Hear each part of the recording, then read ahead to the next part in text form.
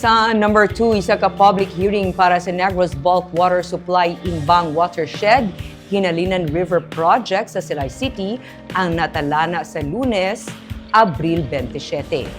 Ini ang pangunahan sa Department of Environment and Natural Resources Environmental Management Bureau, Negros Island Region, nga patigayunon las 10 ang aga sa covered court sang Barangay Gimbalaon.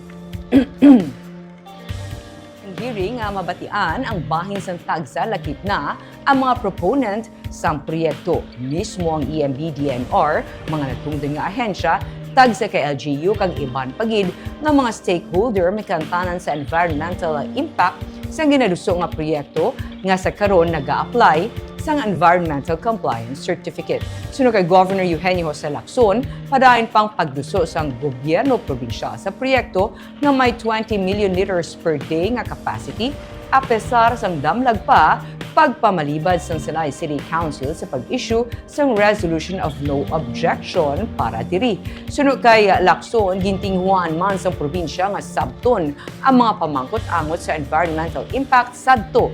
Karon, maayo naman langgid nga ang mga experts na ang sabat sa ihaboy nga mga pamangkot.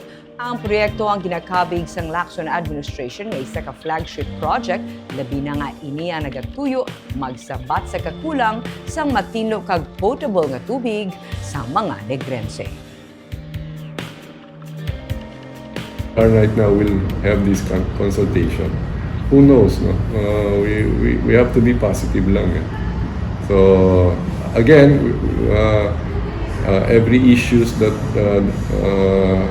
sila raise objecting to the project, we will try to address. So may chance lagi akong loob ng mga batuhan I cannot tell what sila